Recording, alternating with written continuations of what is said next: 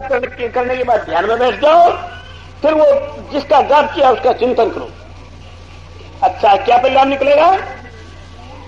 परिणाम ये निकलेगा कि तुम्हें इस बात का ज्ञान नहीं होगा कोई तुम्हारा मददगार है, तुम्हें यह ज्ञान नहीं होगा कोई सिद्धि तुम्हारी सहायता कर रही है। तुम्हारा मनोबल, आत्मिक ताकत इतनी बढ़ जाएगी, मन के अंदर इतनी ताकत आ जाएगी, तुम अपनी ताकत में ये सोचते रहोगे कि बस कुछ नहीं, मेरा कोई कुछ बिगाड़ेगा क्या, मैं अपना काम करता रहूं, मन में संतोष होगा।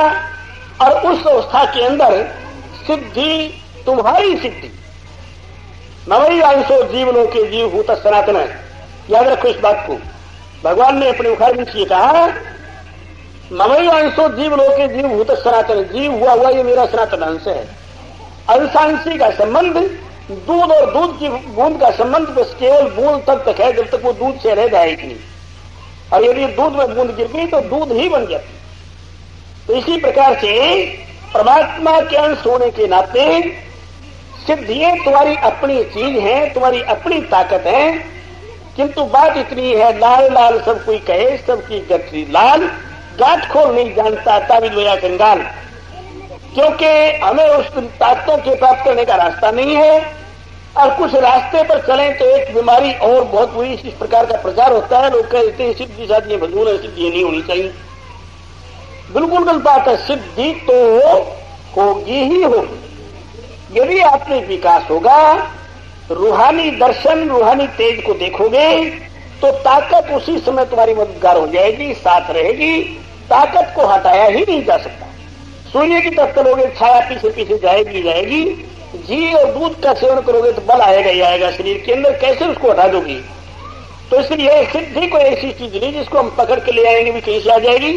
वो अपना मनोबल है, मन की ताकत है। जितना जितना जिसका विकास होगा, मानस ताकत उसके अंदर बढ़ेगी बढ़ेगी, इसमें कोई शंका नहीं। तो मैं क्या कह रहा था, मैं ये कहना चाहता हूं कि इस अजपा गायत्री के जप करने पर, अजपा की बात कर रहे हो इस समय, यदि किसी और मंत्र का जाप करते हो, नमः शिवाय, नमो भगवते वासुदेवाय, नारायण नमः, क्लीं कृष्णाय, गोविंदाय, गोविंद वल्लभाय स्वाहा, किसी और मंत्र का जाप करते हो, वहां पर उस मंत्र के करने का परिणाम तो ये निकलेगा, इष्ट का प्रेम बढ़ेगा, इष्ट मददगार बढ़ेगी। इष्ट की सिद्धि मददगार नहीं बढ़ेगी।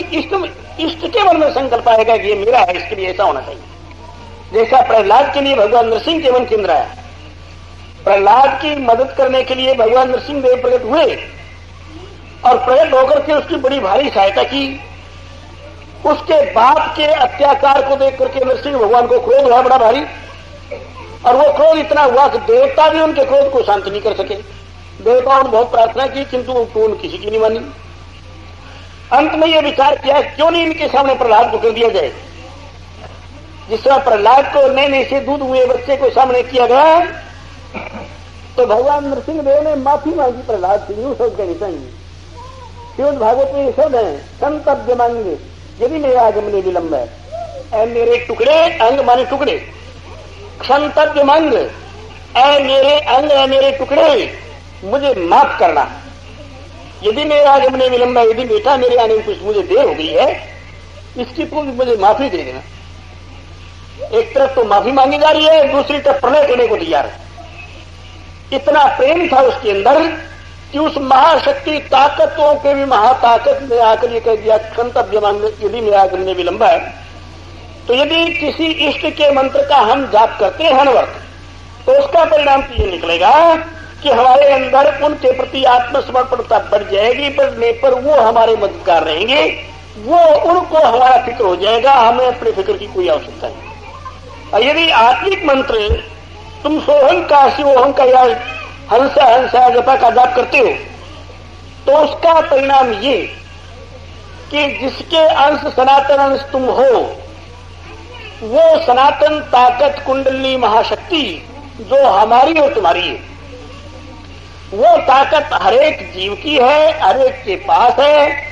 यदि वो जीव अपने स्वरूप में स्थित हो जाएगा तो कुंडली महाशक्ति जगी हुई ताकत हर वक्त मददगार रहेगी। अजपा चिंतन करने से, अजपा का निरंतर जाप करने से वो सिद्धि दिखाई तो देगी नहीं, किंतु एक बात अवश्य होगी, तुम आजमाइश करके देखा, तुम्हारे अनुभव में आ जाएगी वो बात। वो क्या होगी कि तुम्हारे बड़े बड़े बिगड़े हुए काम अपने आप बनते हुए दिखाई देंगे। तुम्हारे पर बहुत विकट और क्रोधी रहने वाले तुम्हारे बड़े बड़े ऑफिसर अपने आप तुम्हारे सामने झुकते हुए दिखाई देंगे।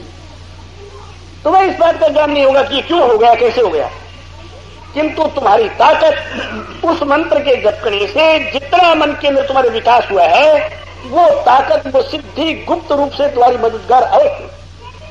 अभी तुमने अपने मन के अंदर इतनी ताकत पैदा नहीं की जिस ताकत के आधार पर सिद्धि तुम्हारे सामने आकर के हुक्म मांग लिया, उसका काम करने लग गए।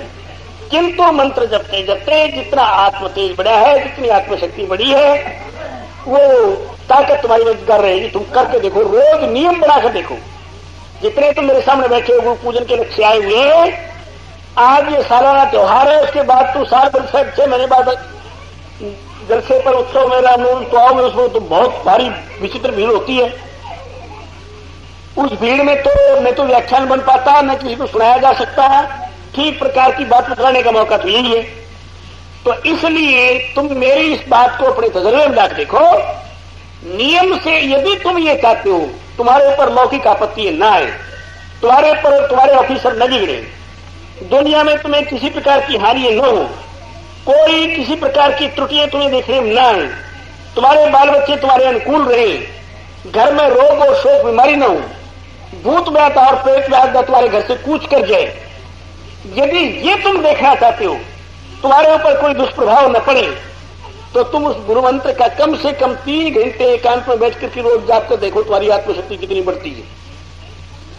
यदि तुम ऐसा कर लो, भगवान तुम्हें ऐसा मौका दे दे कि साल में 1 महीना या 2 महीने का एकांत वास का प्रोग्राम बना करके अपने घर में ही, और तुम कुछ मत करो, सुबह 4 बजे उठ जाओ, 1 घंटा सोच स्नान में लगा दो, 5 से लेकर 8 बजे तक उस मंत्र का जाप करो, 1 घंटा ध्यान करो, फिर उस मंत्र का 3 घंटे जाप करो, फिर 1 घंटा ध्यान करो, फिर 3 घंटे जाप करो। इस प्रकार से 5 बजे तक का समय लगा दो। इस प्रकार 1.5-2 महीने लगाने के बाद तुम्हें यह अनुभव आ जाएगा कि वो उस मंत्र की ताकत अर्थात तुम्हारी अपनी ताकत, उस मंत्र का अर्थ है अपनी ताकत की जागृति, वो अपनी आत्मिक ताकत तुम्हारे सभी लौकिक और परलौकिक कार्यों के अंदर खुद ब खुद मददगार हो जाएगी। सिद्धि के रूप में तुम्हारे सामने नहीं आएगी जब तक कि प्रसंख्यान बल ना आ जाए, जब तक कि दीप्तिमान तेज प्रकाशित होकर के अस्मि अस्मि अस्मि अस्मि अस्मि अवेवास्मि ये अनुभूति दृढ़ नहीं होगी, तब तक उस प्रकार की ताकत नहीं आएगी जो हुक्म देने वाली ताकत रहा करती है। ये इसी प्रकार की साधना करते करते दूरदर्शन, दूर श्रवण आदि अपने आप होने लगेंगे। तो मेरा कहने का अभिप्राय ये केवल मात्र एक ही बात समझाने की भावना मेरे मन के अंदर पैदा हुई थी। अब समय भी काफी हो गया है, पंगत भी होनी है, भोजन भी होना है। यही बात मैंने समझानी थी। यदि तुम अपनी ताकत से अपनी मदद चाहते हो तो उसकी जागृति के लिए तुम अपने नियम बढ़ाओ। श्वास प्रश्वास से नहीं जप सकते, बैठ करके 2-3-4 घंटे अपने मंत्र को जीभ से जपो, उसके बाद तुम्हें तजर्बा हो जाए। असल में तजर्बा अब भी हो रहा होगा जो करते होंगे ऐसा, जो नहीं करते हैं वो करके देखो। करने के बाद वो देखेंगे कि उनके ऊपर कोई आपत्ति नहीं आएगी, कोई दुख नहीं दे सकेगा, उनका मन की ताकत दूसरों पर उनका अपना प्रभाव पड़ने लगेगा। ये 3 उपाय मैंने सिद्धियों के बतलाए। या तो समाहित चित्त होकर के उस प्रकार सिद्धियों उपस्थित हो जाए, या इस देह के प्रति इतना ज्यादा प्यार हो। ये घरों के अंदर विचारी देवी प्रभु जी का पूजन करती हैं, आरती करती हैं, प्रेम में विभोर रहती हैं, उनके चिंतन में उसका परिणाम ये निकलता है। कोई कुछ बताती है, कोई कहती है प्रभु जी यूं दिखाई दिए, कोई कहती यूं हुआ, इस प्रकार हुआ, नाना प्रकार की घटनाएं होती रहती है क्योंकि प्रेम रहता है इसका मन के अंदर। ये तीसरा प्रकार मैंने बताया ये कि जो अजपा गायत्री से संबंध रखने वाला बल है, अजपा के जपने से अपनी ताकत की जागृति होती है। और वो अपनी ताकत जिसमें मनुष्य एक बार भी कहता तब से उसकी मददगार बन जाया करती है, व्यक्त रूप से चुकी हुई होती है। इसलिए ये भली बात है, किंतु एक बात और भी इसमें थोड़ी समझा दूं। श्रद्धा लभते ज्ञानम तत्परा संयत इंद्रिय। श्रद्धा के आधार पर जब करोगे करोगे, किंतु बराबर अनवर्त चलते फिरते उठते बैठते मंत्र का जाप करते रहो। और दूसरी बात ये रखो कि अपने मन पर कंट्रोल करके इंद्रियों का निग्रह करके भीतर के खजाने को जमा रखने की ताकत अपने अंदर बनाए रखो। वो भजन किसी काम का नहीं कि हमने भजन शाम तक किया, शाम को उठते ही लड़ पड़े किसी से जोर से, क्रोध में सारी शक्ति निकल गई। हमने सारा दिन भजन किया, रात को किसी प्रकार का कोई और किसी प्रकार के चक्कर में पड़ गए, किसी प्रकार की और, तो वो शक्ति का संचय सब जाता आता रहे, तो मन के अंदर ताकत का विकास नहीं होगा। इसलिए श्रद्धा लभते ज्ञानम तत्पर है, श्रद्धा पूर्वक ज्ञान की प्राप्ति होती है, फिर जो बराबर लगे रहे। और तीसरा संयत इंद्रिय, इंद्रियों पर कंट्रोल करके जो 1 महीना 1.5 महीना इस मंत्र का अनुष्ठान करेगा, सिद्धि उसकी मददगार हर वक्त रहे। और जो कुर्बानी करके लंबा समय निकाल करेगा, तो उसको इंद्रियानी परान्याहु आदि कोर्स अपने आप तय होने लगेंगे बिना कहेंगे। इसलिए इस पूर्णवासी का बरस दिन के बाद का आज ये एक संदेश सुनाने के लिए मेरे मन के अंदर लहर सी पैदा हुई। मैंने तुम्हें ये बतलाना था कि तुम ये समझो, तुम अपने मन के अंदर सोचते होगे, मेरे सामने एक बात आई थी आज शाम को। मेरे किसी बच्चे ने, जो आजकल यहां नहीं है, चला गया है, उसने कहा महाराज जी मेरा क्या किया। अब कौन बताए क्या किया? भले मानस किया और तेरा मन भी जानता किया। तुम्हारे अंदर इस प्रकार का विकास हुआ, उसका भी ज्ञान हुआ, उसको ज्ञान भी इस प्रकार का, किंतु मन में आई लहर कह दिया, मुझसे कोई ऐसी बात नहीं। हमारे टाट वाले बाबा हैं, कितना विकास इस आश्रम से हुआ। यहां बैठे रघुनंदन प्रसाद, और यहां बैठ करके वो सफेदों वाले रामस्वरूप शास्त्री आए दीक्षा लेने के लिए। कहते हैं शास्त्री वो दीक्षा जल्दी जल्दी करो, जल्दी जल्दी जल्दी। कहते क्यों महाराज क्या बात है, जल्दी दीक्षा ले लूं कि कोई बात महाराज, अब बस दीक्षा ले बात कर रहा, जल्दी दीक्षा ले ली। उन्होंने दीक्षा ले ली। दीक्षा लेने के बाद कहते महाराज अब बतलाओ, घड़ी देखो क्या बजा कि 12:05। 5 मिनट हो गए, कहा कि तेरी स्त्री प्रसव कर रही है, इस समय बच्चा पैदा हो रहा है, पेट से बाहर आ रहा है, सूतक लग गया तेरे ऊपर, अब पीछे हट गया। क्या था ये था वो दूरदर्शन दूरश्रवण, इसी अजपा गायत्री का सुप्रभाव। बिल्कुल सच्ची घटना है। इस प्रकार की घटनाएं सुनाऊंगा बहुत हो जाएंगी। उसके जपने से आत्मिक ताकत का इतना होता विकास हुआ, दूरदर्शन दूरश्रवण आदि अपने आप होने लगे। देख लिया कि ये हो रहा है, उन्होंने दूसरा बतलाना ये कि इस देव से पूछो क्यों जी महाराज क्या हो रहा है, फानी बताइए आप। वो कहा भाई ये हो रहा है, कहता जी ये हो रहा है। मैंने 3 टिकट लगा सकती, पहले इससे पूछा एक ने, फिर उसने उसको दूसरे को बताया, उसने तीसरे को बताया, ये हो रहा है। इसलिए देखो, तुम आत्मिक जगत के उपासक, आत्म क्षेत्र की ओर आएंगे। तुम इस प्रकार की 3 प्रकार की मेरी साधनाएं बतलाई और 3 प्रकार की ताकतें बतलाई। ये तो कोई मनुष्य ये सबक तो अपने मन के अंदर रखना नहीं कि तुम ये समझो सिद्ध ये बहुत बुरी चीज है, ये है वो है। सिद्ध ये तो मनुष्य ने खाएगा, बंद होगा ही होगा। मन के अंदर रखना नहीं कि तुम ये समझो सिद्ध ये बहुत बुरी चीज है, ये है वो है। सिद्ध ये तो मनुष्य ने खाएगा, बंद होगा ही होगा। पानी पिएगा तो शांति मिलेगी मिलेगी। इसलिए आत्म तेज की ओर बढ़ोगे तो रूहानी ताकत तो मनुष्य का साथ, जिसमें एक बार भी कोई कहे स्वम स्वम, उसके साथ ताकत हो जाती है। समझ यदि अनवरत उसका अभ्यास करे तो ताकत उसकी पूरी से पूरी ऊंची से मददगार रहा करती। इसलिए देखो, संयम के साथ, नियम के साथ चलते फिरते उठते बैठते सारा दिन मंत्र का जाप करो। और कर सकते हो कर से काम और मन से राम।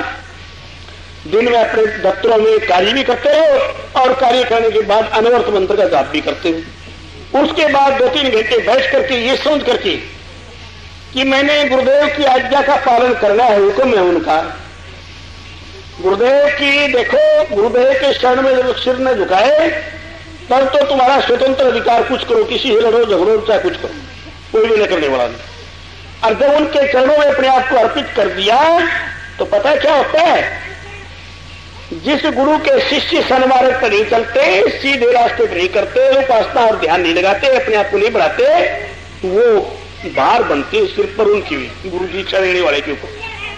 तो इसलिए यदि ये समझते हो कि गुरु आज्ञा पालन करना कोई मायने रखता है और उसका अर्थ हुआ करता है, तो कम से कम 3 घंटे रोज मंत्र का जाप करो। चलते फिरते उठते बैठते हर वक्त जपो और उसके परिणाम स्वरूप तुम सुखी होगे।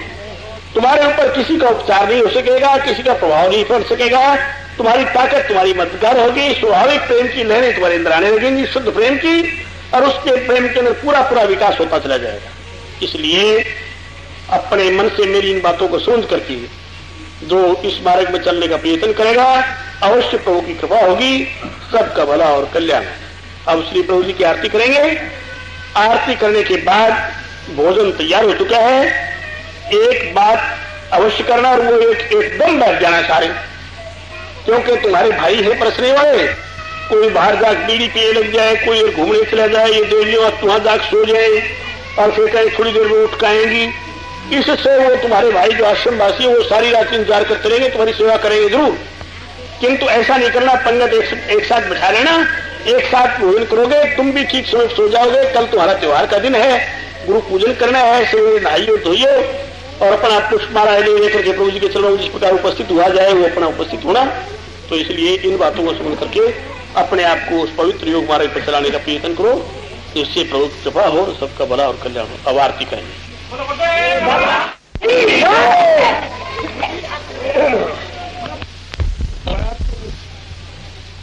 और वो विचार ये था कि महापुरुषों के मन कितना काम किया करते हैं। जिस समय भगवान राम के चरित्र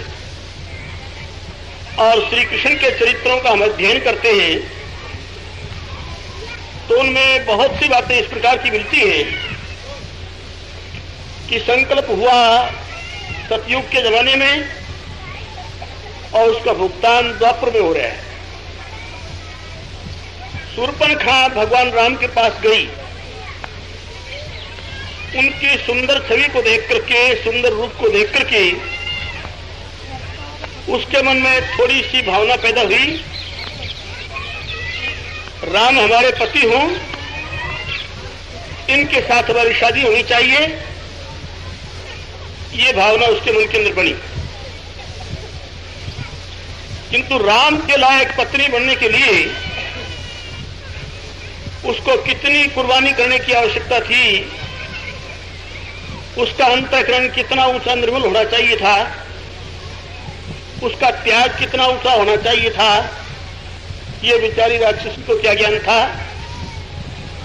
उसने तो अपने जीवन में अपने भाइयों के संपर्क से नरामिष भोजन किया था, इधर उधर मांसाहार करती थी, जंगलों में ऋषि मुनियों को सताया करती थी, किंतु संकल्प राम के प्रति बना, राम मेरे पति हो। और श्री राम ने उसके हृदय की चाह को देखा। यद्यपि वो पूर्ण है, आप काम है, उनके अंदर कोई कमी नहीं किसी प्रकार की, किंतु एक राक्षसी का ये संकल्प देखा कि इसके मन के अंदर ये भावना बनी। श्री राम ने सोच लिया संस्कार बन गया है, किसी समय इसका भुगतान होना चाहिए। भुगतान कब हुआ? वो द्वापर में आकर के भुगतान हुआ। सुनते हैं कुब्जा केंद्र रहने वाला वही जीव था, उसका संकल्प था और उस प्रकार का उसका भुगतान हुआ। मुझे स्मरण आया श्री प्रभु जी के चरणारविंद का। लाहौर में एक महात्मा रहते थे, शहनशाह उनका नाम था। अच्छे विरक्त संत थे, अनुभवी थे। उनकी एक पुस्तक मिला करती है, पैगामे शहनशाह, उर्दू की पुस्तक है। उसके ऊपर एक शेर लिखा रहता है, चाह भी चिंता मिटी मनवा बेप्रवाह, जिसको कोई चाह नहीं सोई शहनशाह। जिसके मन में कोई इच्छा नहीं है, जिसके मन में कोई कामना नहीं है, वो शहनशाह है। बात भी ठीक है ये। जितने हम कामों भोगी बन जाते हैं, कामनाओं के पीछे घूमते हैं, उतने ही दरिद्र हैं, उतने ही कंगाल हैं, उतने ही पराधीन हैं। दूसरों के नाच नचाए नचना पड़ता है, उठना पड़ता है, बैठना पड़ता है, खाना पड़ता है। एक संस्कार भुगतान के लिए सारी लीलाएं करनी पड़ती हैं। क्यों? कि वो कामना मन के अंदर बनी रहती। लाहौर का के शहनशाह का स्मरण मुझे इस समय क्यों आया? उनके स्मरण आने का भी एक कारण था। हमारे गुरु भाई थे बड़े, श्री प्रभु जी ने उन पर अच्छी कृपा की थी वो बाजार में से तुरीय स्थिति के अंदर निकल रहे थे, ध्यान बदल हुए। महात्मा शहंशाह मिल गए बाजार में। उन्होंने उसको कहा बेटा ठहर। वो ठहर गए। ठहरने के बाद उन्होंने कहा महाराज क्या है? उन्होंने कहा भाई तू निहाल हो रहा है, कृतार्थ हो रहा है, तुम्हें जो सद्गुरु मिल गए हैं वो तुम्हें परिपूर्णतम स्थिति के अंदर छोड़ेंगे। तुम्हें वो मिल गए हैं जो सब प्रकार से परिपूर्ण हैं और अपूर्णों को पूर्ण बनाने वाले। यह गुफा पर एक श्लोक पर लिखा रहा करता था, आजकल नहीं है। यस्य प्रसादात् पतिता सुपावना भवन्ति संसार सुतारण शिवा योगीश्वराणाम परमेश्वरम हरिम श्री रामलाल प्रभु मीशमाश्रे। श्लोक का अर्थ ये कि जिनकी कृपा के कण को पाकर के, कृपा के प्रसाद को पाकर के अत्यंत महापतित भी, जिसका दर्जा कुछ भी नहीं है, इससे प्रसादात् पतिता सुपावना, वो अत्यंत पवित्र पतित इतने पवित्र हो गए, भवंती संसार सुतारणा शिवा, संसार को तराने वाले बन गए। अत्यंत पतित जीव, संसार के मोहचक्रों के अंदर भटकने वाले, उनकी कृपा का एक पण पाया और उस कृपा कण के आधार पर सारे विश्व को तराने की ताकत उनके अंदर आ गई। यस्य प्रसादात् पतिता सुपावना भवन्ति संसार सुतारणा शिवा योगीश्वराणाम परमेश्वरम हरिम श्री रामलाल प्रभु मीशमाश्रे। प्रभु जी के चरणारविंद का मुझे इस समय स्मरण आ रहा है। महात्मा शहंशाह से उन्होंने पूछा महाराज आपने मुझे क्यों बुलाया है, क्या कारण है?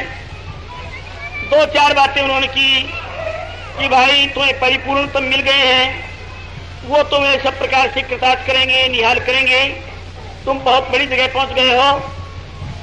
इतनी बात कहने के बाद महात्मा शहंशाह ने एक बात कही, वो ये थी, उनने अपने मिलने का कारण बतलाया कि मैं तुम्हें क्यों मिल गया।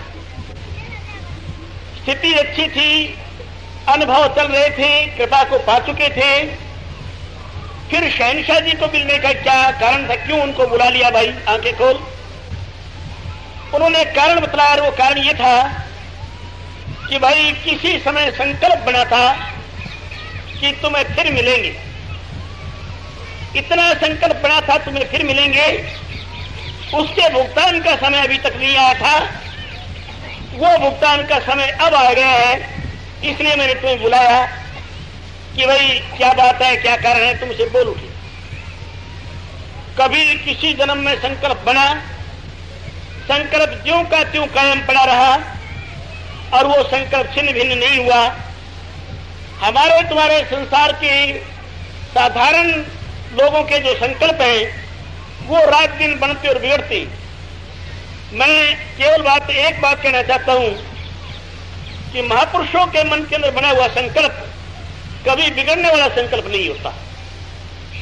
उनके मन के अंदर ये आ जाए, वो ये सोच लें कि ये मेरा है, तो उसको दुनिया में कोई छीन नहीं सकता, दुनिया में उसका बाल बाका हो नहीं सकता, वो कहीं रुलाया नहीं जा सकता, उसको खोया नहीं जा सकता।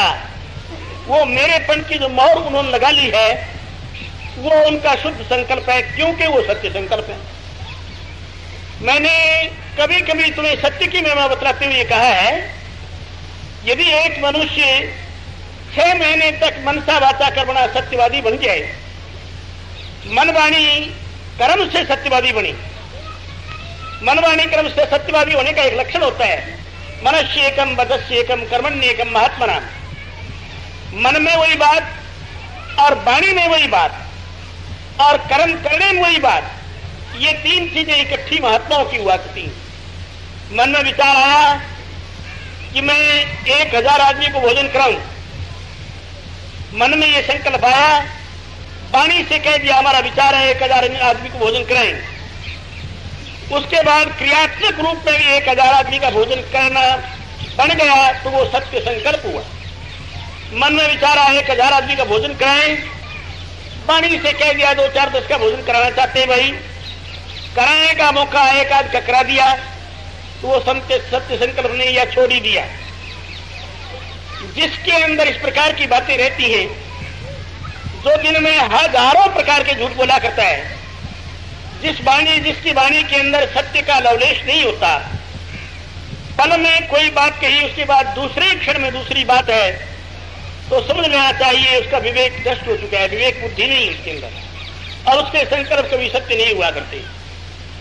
इस धाम को देख करके श्री प्रभु जी का चरणारविंद का मुझे स्मरण आया, और स्मरण आने का ये कारण था कि हम लोग जो है इतने इकट्ठे हुए हैं, प्रभु जी की महिमा गा रहे हैं, उनके गुणानुवाद का चिंतन कर रहे हैं, वो सर्वसमर्थ योगीराज योगेश्वर हैं, उनके मन का कोई संकल्प होगा, कोई विचार होगा, किस प्रकार से हमारे बालक चारों तरफ से इकट्ठे होंगे और वो हमारे गुणानुवाद गाएंगे, उनका इतना भुगतान हमने देना है, इतना करना है। हजारों के सामने वो योगेश्वर योगीराज हो रहे हैं और अपनी कृपा से उनका भुगतान कर रहे हैं। मैं कहना क्या चाहता हूं, मैं ये कहना चाहता हूं कि ये स्वर्ण अवसर सुनने का मौका मिला हुआ है हमें। देखो, पहली बात तो ये है, संसार के अंदर योगनिष्ठ बनना, योग के विचार पैदा होना, ये बहुत ऊंची चीज है और भाग्यवान व्यक्ति के अंदर हुआ था। जो लोग कई बार मुझसे प्रश्न किया करते हैं कि परमात्मा की ओर चलने वाले रास्तों के अंदर सबसे बड़ा रास्ता कौन सा है? 3 प्रकार के मार्ग, भक्ति मार्ग, ज्ञान मार्ग और योग मार्ग, 3 मार्गों का प्रचार है संसार के अंदर परमात्मा की ओर ले जाने के लिए। और तीनों के अंदर कोई पूछता है कि आपके मन में कौन सा श्रेष्ठ है, उत्तम कौन सा है, तो मैं उसको एक जवाब दिया करता हूं, और वो जवाब ये दिया करता हूं, भाई उत्तम अनुत्तम की बात को तुम सोच लो, मैं तो तुमसे एक बात पूछना चाहता हूं, वो ये, कृष्ण ने कौन सा मार्ग माना? कृष्ण के नाम पर संबोधन जगह जगह क्या मिलते? उनको किसी ने पुकारा, किस नाम से पुकारा? उनकी जीवनी उठाकर पूछो, श्री कृष्ण के जीवन पढ़ो, उनके नाम पर क्या संबोधन मिलते हैं। मैं सुना दूं 2-3। एक बार यमुना तट पर गए, विषैला जल पीकर जमुना जी का काली देह पर उनके ग्वाल बाल गौएं विषाक्त पानी पी करके मर गए। भगवान आए, उन्होंने देखा ये मरे हुए पड़े सब के सब। क्या हुआ आगे उनके आने पर? तान वीक्ष तथा भूतान कृष्णो योगेश्वरेश्वर। सुन लो मेरी बात, तान वीक्ष तथा भूतान कृष्णो योगेश्वरेश्वर ईक्षया मृत वर्षण्या सनाथान संजीवयता है। इधर उधर से घूम करके मरे हुए ग्वाल वालों को देख करके योगेश्वर श्री कृष्ण ने अमृत बरसाने वाली अपनी आंखों से उनको देखा, वो सारे जिंदा हो गए। क्या नाम मिला यहां पर? योगेश्वरेश्वर। ज्ञानेश्वरेश्वर शब्द नहीं है कहीं भी।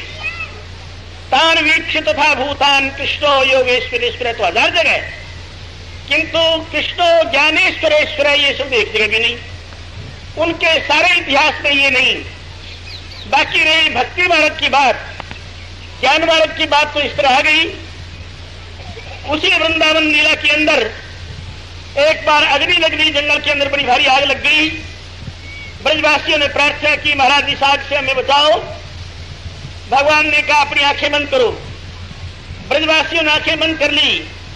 तथेत तथेति वीरताक्षेषु भगवान अग्निमुल्लनम पीत्वा मुखेन तान कृच्छात योगाधीशो विमोचेत। ब्रजवासियों ने आंखें बंद की, और आंखें बंद करने के बाद उस योगाधीश ने, योग विद्या के मालिक ने, योग के अधीश्वर श्री कृष्ण ने आग पी ली, और उनको आपत्ति पीता मुखेन तान कृच्छात योगाधीशो विमोचे। अपने मुख से आग का पान करके योगाधीश्वर श्री कृष्ण ने उनको सारे बंधन से छुड़ा दिया। योगाधीश शब्द तो आ गया, किंतु ज्ञानाधीश शब्द नहीं आया, ज्ञानाधीश्वर शब्द नहीं आया। इसी प्रकार और दूसरे स्थानों के अंदर जहां जहां पर उनके चरित्र आते हैं, भगवान ने अपना विश्व रूप दिखाया। अर्जुन को गीता अर्जुन को सुनाई, और ये कह दिया अर्जुन, मैं सर्वमिदं प्रोतम सूत्रे